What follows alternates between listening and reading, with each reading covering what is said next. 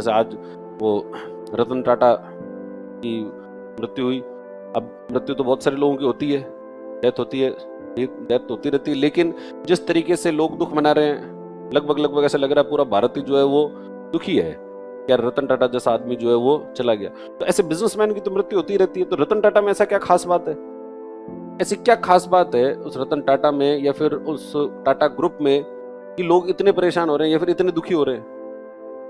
क्या खास बात है? कि पैसा सबसे ज्यादा कमा रखा है, भारत के सबसे अमीर आदमी है? नहीं, भारत के सबसे अमीर आदमी तो नहीं है, लेकिन उनमें वो सब गुण थे जो गुण एक मानव के अंदर होने चाहिए, जिनको सोसाइटी जिन गुणों को चेरिश करती है, जिनको रेस्पेक्ट किया जाता है। व्यक्ति के अंदर काइंडनेस है, लोगों की दर्द को, लोगों की समस्याओं को समझना है। बाकी तो प्रोजेक्ट तो कई सारे रतन टाटा के फेल रहे हैं। रतन टाटा ऐसा नहीं है कि अपने जीवन में हमेशा सक्सेसफुल ही रहे। रतन टाटा अपने जीवन में बहुत बार फेल रहे हैं। रतन टाटा ने जो जीवन का जो सबसे बड़ा ड्रीम प्रोजेक्ट था नैनो कार, जो उससे बड़ा फेलियर और कुछ नहीं है। लेकिन फेलियर बड़ी चीज नहीं है, उस प्रोजेक्ट को शुरू करने के पीछे आपकी मंशा क्या है। उस प्रोजेक्ट को शुरू करने के पीछे आपकी मंशा है कि गरीब आदमी के पास में भी कार होनी चाहिए। कार लग्जरी नहीं है, कार नेसेसिटी है। रतन टाटा ने अपने एक इंटरव्यू में बताया कि मेरे को नैनो कार का जो आइडिया है वो तब से आया जब मैंने एक परिवार को स्कूटर के ऊपर देखा और बरसात में भीगते हुए देखा। एक परिवार है और वो एक तो स्कूटर के ऊपर वो मान नहीं रहा है, इतना बड़ा परिवार है, और वो मुश्किल और है उसके अंदर जो है कब एक्सीडेंट हो जाए। स्कूटर के ऊपर परिवार को ले जाना, छोटे बच्चों को ले जाना कितना रिस्की काम है, और आपको उसमें एक्सीडेंट हो सकता है, और बरसात के अंदर पूरा परिवार परेशान हो रहा है। तो इनके ऊपर एक छत होनी चाहिए, और ऐसी छत जो है, छतें तो अवेलेबल है लेकिन छतें बहुत महंगी है, तो एक अफोर्डेबल कार जो है व्यक्ति के पास में होनी चाहिए। ये काइंडनेस है, ये लोगों के दर्द को समझने की करुणा है, ये कंपैशन है। और ये कंपैशन है, इस वजह से लोग, फेलियर से बड़ी बात नहीं है, सक्सेस फेलियर बड़ी बात नहीं है, पर बड़ी बात क्या है कि आपने उस चीज को दिखाया। फिर व्यक्ति के पास में इतने सफल हैं, इतने बड़े फैमिली से आते हैं, इतनी बड़ा जो है, और ये सिर्फ अकेले रतन टाटा नहीं, पूरे टाटा ग्रुप की बात है। पूरा टाटा ग्रुप ही इसी प्रकार के नैतिक मूल्यों के ऊपर पड़ा हुआ है कि उन्होंने एथिकल वैल्यूज जो एथिकल वैल्यूज से कभी किसी प्रकार का कॉम्प्रोमाइज नहीं किया कि भाई काम चाहे अपन को जो है घाटा जरूर हो जाए, लेकिन एथिकल वैल्यूज जो है वो एथिकल वैल्यूज को तो पूरा अपन बनाकर रखेंगे। अब उसके लिए कई लोगों से भिड़ना पड़ेगा, वहां भिड़ेंगे भी, जीवन में समस्याएं भी बहुत आएगी। रतन टाटा के जीवन में खूब सारी समस्याएं आई है, बहुत सारी समस्याओं से जो है वो जूझे हुए हैं। तो जो JRD टाटा ने जब रतन टाटा को ये टाटा सन्स की कमान संभाली 91 में, 1991 में, तो बहुत सारे लोग थे जो रतन टाटा का विरोध करते थे, जिन लोगों को ये लगता था कि भाई असली तो वारिस हम है और हमें मिलना चाहिए, हम ज्यादा काबिल हैं। रतन टाटा तो यूं आया है और एकदम से आकर सीधे जो है वो टाटा सन्स का चेयरमैन बन रहा है। तो बहुत सारे लोग विरोध करने भी आए और विरोध करने में खत्म करने की कोशिश भी की, मतलब खत्म इन द सेंस उस तरीके से बिजनेस तरीके से फेल कर दिया जाए, लेकिन वो फेल हुआ नहीं। क्यों नहीं हुआ? क्योंकि व्यक्ति के अंदर वो दृढ़ता भी है कि हाँ, मैंने अगर कोई बात ठान ली है और मेरे ऊपर अगर JRD टाटा ने विश्वास दिखाया तो मैं इस चीज को पूरा करके रहूंगा, चाहे अब इसके लिए चाहे समस्या आए तो समस्या का भी सामना जो है किया जाए। ये नैतिक मूल्य है और क्या है। तो ये मॉरल वैल्यूज है, इन मॉरल वैल्यूज से ही काम चलेगा। नेशनलिज्म, पूरा टाटा ग्रुप जो है वो नेशनलिज्म के लिए जाना जाता है। राष्ट्रीयता, भारतीयता उनके अंदर जो है उसे कूट कूट के भरी हुई है। इंडिका, टाटा ग्रुप के अंदर जो है टाटा रतन टाटा का एक और बड़ा प्रोजेक्ट था, और वो कौन सा था? इंडिका। टाटा इंडिका लॉन्च की थी 98-99 के करीब, और उस इंडिका का लॉन्च करने का पीछे कारण क्या था? उसमें भी ये था कि एक ऐसी इंडियन कार हो जो कि डिजाइन से लेकर मैन्युफैक्चरिंग और सब चीजें उसमें कैसी हो, इंडियन हो। सारे लोगों ने कहा कि फेल हो जाएगा, बहुत बेकार है, ये आइडिया कोई ढंग का है नहीं। उन्होंने कहा ना, इंडियन होना चाहिए, कुछ ना कुछ इंडिया हो, इंडिया का हो। और फिर जो है वो इंडियन कार बनाई गई और उसका क्या नाम रखा गया? इंडिका। इंडिया और कार से CA ले लिया, इंडिया से IND ले लिया और बन गया इंडिका। और वैसे जो है वो मैगस्थनीज का ने भी जो है वो एक बार किताब लिखी थी इंडिया पर, और वो कौन सी थी? इंडिका। तो वो एंशिएंट भी हो गया और उसका जो है वो कॉम्बिनेशन भी हो गया, एक्रोनिम भी हो गया, उस तरीके से उसको लॉन्च किया। और वो भी प्रोजेक्ट जो है कोई बहुत ज्यादा सक्सेसफुल रहा हो ऐसा नहीं है, सक्सेसफुल नहीं रहा, लेकिन उसके पीछे भी वो भारतीयता का विचार तो है कि नहीं, अपने पास में इंडियन चीज जो है वो होनी चाहिए, तो उसको रखना, उसको करना। इसका नैनो वाला प्रोजेक्ट है, उसके अंदर कितनी सारी समस्याएं आई। नैनो प्रोजेक्ट पहले लगने वाला था पश्चिम बंगाल के अंदर, और वेस्ट बंगाल में ये ममता दीदी बैठी, ममता दीदी ने जीना आराम कर दिया था कि नैनो का प्रोजेक्ट नहीं लगने देंगे, नैनो का प्रोजेक्ट नहीं लगने देंगे। वहाँ पर बहुत लड़ाई झगड़े हुए। उसके बाद में नरेंद्र मोदी जो है यहाँ गुजरात के चीफ मिनिस्टर थे, नरेंद्र मोदी ने कहा कि साहब आप तो यहाँ आओ, गुजरात में लैंड वगैरह सब रेडी है, आप तो आओ और लगाओ। तो फिर वहाँ से प्रोजेक्ट जो पूरा प्रोजेक्ट वहाँ लगाया हुआ, वहाँ से हटाकर कहाँ लाए, यहाँ लाए और गुजरात में आकर जो प्रोजेक्ट लगाया गया। और ये रतन टाटा जो है वो जिस लेगेसी से आ रहे हैं, वो लेगेसी अपने आप में बहुत बड़ी है। टाटा ग्रुप की स्थापना जो की थी जमशेदजी टाटा ने, और जमशेदजी टाटा जो है वो भारत के पायनियरिंग बिजनेसमैन है। मतलब भारत के अंदर, इंडिया के अंदर बहुत सारी चीज जो पहली बार किसी ने शुरू की और विजनरी तरीके से शुरू की, बहुत दूरदर्शिता के साथ में शुरू की। भाई टाटा ग्रुप को कितने साल हो गए? 150 साल का इतिहास है उनका। 150 साल का इतिहास बिजनेस के अंदर बहुत बड़ा होता है। बिजनेस के अंदर मतलब 40-40 साल के अंदर कंपनियां, अच्छी से अच्छी कंपनियां खत्म हो जाती है, और एक कंपनी है जो कि कितने सालों से चल रही है, 150 सालों से जो है वो पूरा ग्रुप चल रहा है और लगभग सभी प्रकार का बिजनेस कर रहा है। ऐसा कोई क्षेत्र नहीं है जहां पर हमने टाटा से हम जो है वो अटैच नहीं है। अपन कुछ ना कुछ चीज है जो कि किसका यूज कर लेते हैं, टाटा की। और कुछ ना यूज करो तो नमक तो है ही, टाटा का नमक खाया है, तो इसलिए अपन ने तो उसका नमक खाया हुआ है टाटा का। तो टाटा का नमक है, टाटा के एयरप्लेन्स हैं, टाटा के इलेक्ट्रॉनिक सामान है, टाटा के कपड़े हैं, कपड़े टाटा के आते हैं, टाटा जो है वो गाड़ियां टाटा बनाता है, टाटा कंप्यूटर के सॉफ्टवेयर बनाता है, टाटा जो आजकल तो दवाइयां डिलीवर करता है, सामान डिलीवर करता है। तो टाटा वाले लगभग ज्वेलरी बनाता है। तनिष्क नाम का ब्रांड जो है वो, तनिष्क तो पूरा जो है वो रतन टाटा ने बिल्ड किया उसको, तनिष्क को। टाइटन घड़ी के रूप में टाइटन वॉचेस जो है वो टाटा का ब्रांड है। तो टाटा जो है वो सब चीजों में है। और सबसे बड़ी बात, और टाटा ग्रुप में अच्छी बात क्या है, वो इनके अंदर वो कंपैशन है लोगों को। मतलब सिर्फ ऐसा नहीं पैसे कमाना, पैसे तो कमाना ही है, बिजनेस तो बिना पैसे कमाए बिजनेस नहीं चल सकता है। इस बात को वो बहुत पहले जानते थे कि अगर हम कुछ अच्छा भी करना चाहते हैं, समाज का वेलफेयर भी करना चाहते हैं, तो हम बातों से नहीं कर सकते। सिर्फ जो है वो प्रवचन देने से आप समाज का कुछ वेलफेयर नहीं कर सकते। आपको अगर समाज का वेलफेयर करना है तो आपको प्रॉफिटेबल तो होना ही पड़ेगा, बिजनेस तो आपको करना पड़ेगा। बिजनेस प्रॉफिटेबल होगा तभी काम करोगे। लेकिन इन्होंने बिजनेस को सिर्फ प्रॉफिट के लिए नहीं किया, उसके साथ साथ में जो है वो चैरिटी भी खूब सारे किए, लोगों के लिए भी काम जो है बहुत किए। टाटा सन्स जो है उसका 66% ओनरशिप किसके पास में है? टाटा ग्रुप है। बहुत सारी ये जितनी कंपनियां हैं, इन सभी कंपनियों के ऊपर एक कंपनी है, इनकी होल्डिंग कंपनी कौन सी है? टाटा सन्स। और टाटा सन्स जो है उसके अंदर 66% शेयर होल्डिंग जो है वो है टाटा चैरिटेबल ट्रस्ट की। यानी टाटा सन्स अगर 100 करोड़ कमाता है तो उसमें 66% पैसा किसके पास जाएगा? Charitable trust. और वो चैरिटेबल ट्रस्ट क्या करेगा? वो फिर हर प्रकार की चैरिटी के अंदर काम करेगा। वो एजुकेशन में भी खर्चा करेंगे, वो मेडिकल में भी खर्चा करेंगे, वो और स्किल डेवलपमेंट में भी खर्चा करेंगे, पॉवर्टी रिमूवल पर भी खर्चा करेंगे, सभी प्रकार की चीजों पर खर्चा जो है किया जाता है। और भारत के अंदर सबसे बड़े बड़े ऐसे जितने काम है वो सब किसने किए हैं? वो टाटा ग्रुप वालों ने किए। सबसे पहली बार काम किया तो वो टाटा वालों ने किया। जमशेदजी टाटा ने जो है भारत में सबसे पहली बार 5 स्टार होटल लगाया, ताज। और ताज ग्रुप आज जो है वो भारत की सम्मान है। आप कहीं भी चले जाओ, ताज की होटल्स जो है वो बहुत क्लास होटल्स होती है। कि ताज होटल, ताज में रुकना अपने आप में लोगों की प्रेस्टीज का बात है। और वो कब बनाया? वो जब मुंबई, उससे पहले बॉम्बे जो था, बॉम्बे में प्लेग फैल गया था 1897 के आसपास जो है बॉम्बे में प्लेग था। और प्लेग के कारण लोग डर गए थे बॉम्बे आने से, जबकि बॉम्बे जो है वो उस समय भी लेन देन के लिए फाइनेंशियल कैपिटल के रूप में बहुत माना जाता था। और बॉम्बे में लोग बाग आने बंद हो गए। तो फिर कहा कि नहीं, उसने जमशेदजी टाटा ने कहा नहीं, बॉम्बे में फिर से लोगों को लाओ, टूरिस्ट जो है बॉम्बे में आने चाहिए, लोग बॉम्बे में आने चाहिए। तो बॉम्बे की ऐसे जो इंटरनेशनल इमेज होनी चाहिए। ऐसे हम ऐसे रह नहीं सकते कि यार तो प्लेग वाली जगह है, तो अब क्या करें? तो अब एक होटल बनाते हैं, और ऐसा होटल बनाएंगे जो कि एकदम वर्ल्ड क्लास का होगा। और वर्ल्ड क्लास होटल बनाया हुआ गेटवे इंडिया के जस्ट सामने।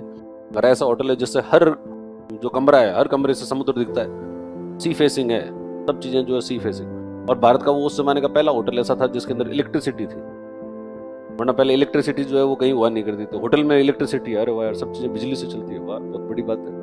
और बिजली भी खुद प्रोड्यूस करते हैं। उसके बाद इनके जमशेदजी टाटा के बेटे थे दोराबजी टाटा, उन्होंने ये जो गोवा के पास में जो दूध सागर वाटरफॉल है, तो दूध सागर वाटरफॉल के पास में इन्होंने हाइड्रो इलेक्ट्रिसिटी का प्रोजेक्ट लगाया और इलेक्ट्रिसिटी बनाई।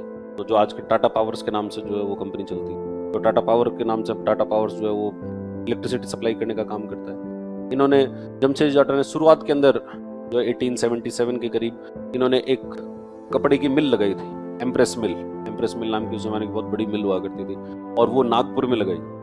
और उस एम्प्रेस मिल में उन्होंने ये देखा कि भाई बहुत सारे एम्प्लॉय आते तो हैं, कर्मचारी तो आते हैं, लेकिन वो कर्मचारी जो है वो छुट्टी ले लेते हैं। कभी आते हैं कभी नहीं आते हैं, कभी आते हैं कभी नहीं आते हैं। तो क्या करें इनके लिए? तो एम्प्लॉय वेलफेयर करो। एम्प्लॉय वेलफेयर उस समय कोई सोचता नहीं था कि भाई कर्मचारियों का भी वेलफेयर होना चाहिए। तो एम्प्लॉय वेलफेयर के लिए इनके पेंशन की व्यवस्था करो, इनके प्रोविडेंट फंड की व्यवस्था करो, इनके मेडिकल इंश्योरेंस की व्यवस्था करो, इनके साथ में जो है वो कल्चरल जो इवेंट्स होते हैं उन कल्चरल इवेंट्स को सेलिब्रेट करो, इनके खेल की प्रतियोगिताएं आयोजित करवाओ। और इनको ऐसा फील होना चाहिए कि टाटा जो है वो तुम्हारा केयर करता है और तुम टाटा फैमिली के पार्ट हो। तो वो उन एम्प्लॉयज को फील होने लगा। और आज भी टाटा के हर एम्प्लॉय को ये फील होता है कि वो किसका पार्ट है, टाटा का पार्ट है। तो और टाटा उसका पूरा केयर करेगा। तो एम्प्लॉय वेलफेयर के लिए भी उन्होंने बहुत सारे काम जो है बहुत सारे कार्य किए। तो राष्ट्रीयता के लिए भी बहुत सारे काम किए और एम्प्लॉय वेलफेयर के लिए भी किए। उस जमाने के अंदर Indian institute of science IISc Bangalore आज इंडिया के टॉप मोस्ट रिसर्च इंस्टीट्यूट्स में से है। और वो IISc बेंगलोर किसका ब्रेन चाइल्ड है? जमशेदजी टाटा। जमशेदजी टाटा ने कहा कि भाई ऐसे थोड़ी भारत विकसित हो जाएगा, तुम कह रहे हो स्वतंत्र भारत, ऐसे स्वतंत्र भारत करके करोगे क्या? तो अपने पास में अपना ब्रेन चाइल्ड तो होना चाहिए, अपने पास में टेक्नोलॉजी होनी चाहिए, अपने पास में नई चीजों की समझ होनी चाहिए। साइंस में इतना डेवलपमेंट हो रहा है और हमें कुछ पता ही नहीं है साइंस में क्या हो रहा है क्या नहीं हो रहा। तो हमारे लोग साइंस में रिसर्च करें। तो साइंस में रिसर्च करने के लिए एक अलग से वर्ल्ड क्लास का इंस्टीट्यूट बनाओ। हालांकि जमशेदजी टाटा से पहले चले गए, उनके बेटे ने उसको पूरा किया। तो वो इंडियन इंस्टीट्यूट ऑफ साइंस के रूप में वो स्थापित हुआ। फिर स्टील की फैक्ट्री लगाई, टाटा स्टील, टिस्को के नाम से उस जमाने में। और आज भी उस नगर का ही नाम जो है वो जमशेदपुर है ना। तो जमशेदजी टाटा के नाम पर जमशेदपुर जो है वो पूरा नगर ही रख दिया गया। तो वो स्टील, उस जमाने में स्टील कहाँ था इंडिया के अंदर। और ये विजन करना है कि भाई इंडिया का स्टील इंडिया में बनना चाहिए। इंडिया में चीजें इतनी बनानी है, आपको रेलवे आपको विकसित करना है, कंस्ट्रक्शन के लिए पुल बनाने हैं, हावड़ा का ब्रिज बनाना है, ब्रिज बनाने हैं, ये सब करने हैं। इनके लिए स्टील चाहिए। स्टील कहाँ से आएगा? बाहर से थोड़ी आएगा। इंडिया का स्टील इंडिया में बनेगा। तो वो राष्ट्रीयता उस जमाने में। फिर कुछ भी नया करना जहां पर कोई कुछ नहीं कर रहा है, फर्स्ट टाइम वो करने को कौन तैयार हो जाएगा? टाटा ग्रुप। JRD टाटा एक और बड़े नाम है उसमें। JRD टाटा ने पहली जो है वो एयरलाइंस शुरू की। JRD टाटा ने खुद एयर पायलट थे। भारत के फर्स्ट पायलट, पहला पायलट लाइसेंस किसके पास में है? JRD टाटा। इसलिए उनके पायलट लाइसेंस का नंबर ही 01 है। पहला पायलट अगर लाइसेंस इंडिया में इशू हुआ है तो वो किसको हुआ था? JRD टाटा को। और JRD टाटा ने जो 1932 के अंदर एयरलाइंस की कंपनी जो है वो शुरू की। और बाद में उसको उसी एयरलाइंस को फिर एयर इंडिया बनाया गया। बाद में एयर इंडिया का राष्ट्रीयकरण और कर दिया गया। ये मैंने बताया था पहले भी। एयर इंडिया का राष्ट्रीयकरण 1953 में सरकार ने कहा कि नहीं प्लेन तो हम उड़ाएंगे। उड़ा लो भाई, तुम उड़ा लो। और उसमें भी JRD टाटा ने ऐसा नहीं कि विद्रोह करके साहब मेरी इतनी, और उनका ड्रीम प्रोजेक्ट, जैसे रतन टाटा की ये कार वाले ये प्रोजेक्ट ऐसे ड्रीम प्रोजेक्ट है, वैसे वो वाला प्रोजेक्ट क्या था? बड़ा ड्रीम प्रोजेक्ट हुआ करता था JRD टाटा का। और जब सरकार ने कहा कि हम इसका अधिग्रहण करेंगे तो उन्होंने कहा ठीक है, अगर आपको लगता है कि आप अच्छे से कर सकते हो तो आप करो, लेकिन और मेरी कोई सेवा चाहिए हो तो बता देना। तो आपकी कंपनी सरकार ने ले ली है, लेकिन फिर भी आप उस सरकार का विरोध नहीं कर रहे हो। उसके बाद भी सरकार को कह रहे हो कि भाई अगर मेरी सर्विस चाहिए हो तो बताना, क्योंकि आपसे चलेगी नहीं। तो आप अधिग्रहण तो कर सकते हो, चला नहीं पाओगे। तो फिर सरकार ने बनाया, JRD टाटा को चेयरमैन बनाया। JRD टाटा जो है एयर इंडिया के चेयरमैन थे। और एयर इंडिया किसकी है? सरकार की, गवर्नमेंट की है। गवर्नमेंट की है, लेकिन प्राइवेट आदमी उसका क्या है? चेयरपर्सन है, और वो उसको चलाने का काम कर रहा है। हालांकि फिर गवर्नमेंट के इंटरफेरेंस बहुत ज्यादा थे। JRD टाटा की उतनी चलती नहीं थी। मैं आपको नाम मात्र का बड़ा बना तो दिया, उसके कारण एयर इंडिया की सारी स्थितियां खराब हो गई। वरना कोई जमाने में एयर इंडिया बहुत शानदार वो हुआ करती थी। एयरलाइंस इंटरनेशनली बड़ी रिकॉग्नाइज्ड एयरलाइंस थी। सिंगापुर वाले एरिया लोग पढ़ने आते थे। सिंगापुर एयरलाइंस के लिए एक बार जो स्टडी आई थी कि सिंगापुर एयरलाइंस जो है वो कि भाई जाओ इंडिया के अंदर एयर इंडिया चलती है, वो कैसे चलाते हैं, उनकी क्वालिटी का स्टैंडर्ड इतना अच्छा कैसे हो जाता है। और उनकी क्वालिटी का स्टैंडर्ड, अब उस जमाने के अंदर क्वालिटी का स्टैंडर्ड ऐसा हाई रखा हुआ था। किसने रखा हुआ था? JRD टाटा ने। तो JRD टाटा ने जो है वो ये सब शुरू किया। फिर टाटा केमिकल्स को शुरू किया। टाटा के अंदर ये जो टाटा मोटर्स जो है उसको शुरू किया। टाटा स्टील जो है वो आगे बढ़ाई। फिर उसके बाद में ये किसको आई? रतन टाटा। और रतन टाटा का भी ये जब ये इंडिकार फेल हुआ ना, उसके बाद वापस एक बार राष्ट्रीयता की बात आई कि इंडिका वाला जो प्रोजेक्ट फेल हुआ तो क्या भाई इसमें पैसा बहुत खर्च हो गया, इंडिया करते करते राष्ट्रीयता भारी पड़ गई, तो पैसा बहुत ज्यादा खर्च हो गया। अब क्या करें? तो साहब इसको बेच दो। किसको बेचें? तो फोर्ड को बेच देते हैं। तो फोर्ड के चेयरमैन से मीटिंग हुई और फोर्ड के चेयरमैन ने बड़ी बेइज्जती की रतन टाटा की। फोर्ड के चेयरमैन ने जो रतन टाटा को कहा कि जब तुमको कार चलानी आती नहीं है, कार बनानी आती नहीं, तुम ट्रक बनाओ।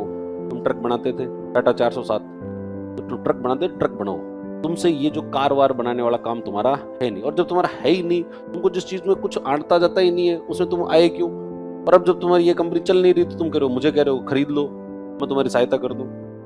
तो रतन टाटा को लगा यार गजब बेइज्जती है। फिर कहा ठीक है रहने दे, मत खरीद, नहीं बेचनी, हो गया।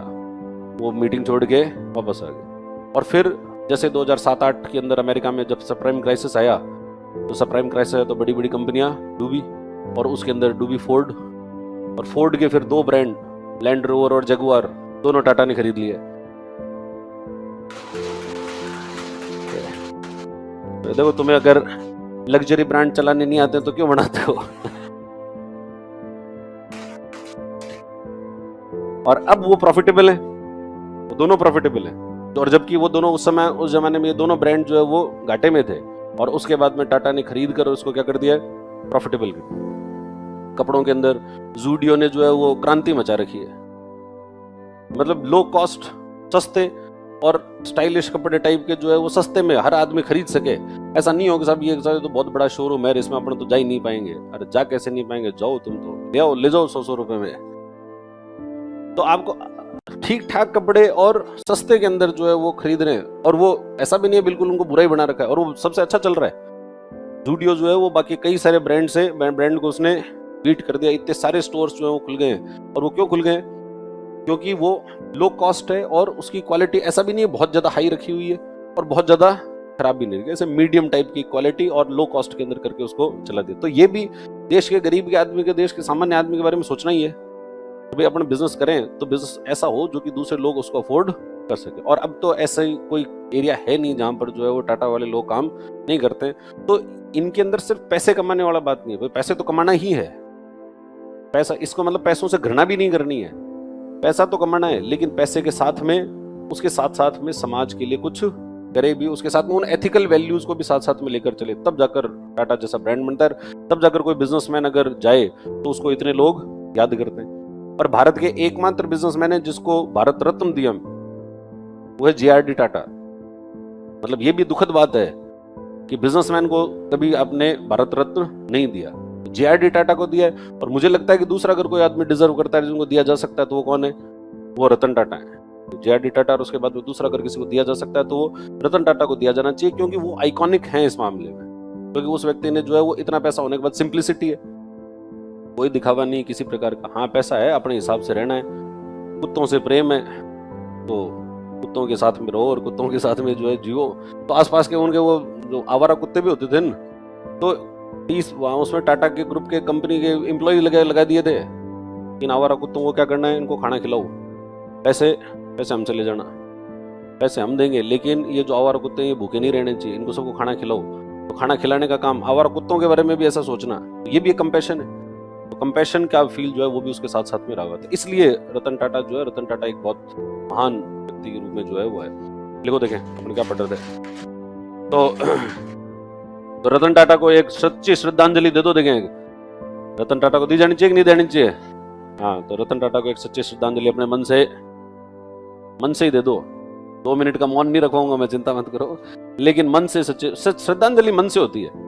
श्रद्धांजलि किसी को भी दी जाती है, कोई भी महान आत्मा हो, कोई भी आत्मा हो, किसी प्रकार के इस भारत में आए, भारत के बहुत सारे लोगों को सेवा की उन्होंने, और उसका आज भी अपन जो है वो फायदा ले रहे हैं। कई आने वाली जनरेशन इंस्पिरेशन लेगी और हम और आगे बढ़ेंगे, देश आगे सुपर पावर बनेगा, या देश एक अच्छा देश बनेगा। जैसे JRD टाटा का एक कथन था कि हम super power, economic super power बने कि नहीं बने, हम एक खुशहाल राष्ट्र जो है बन जाएं, ये बहुत जरूरी है।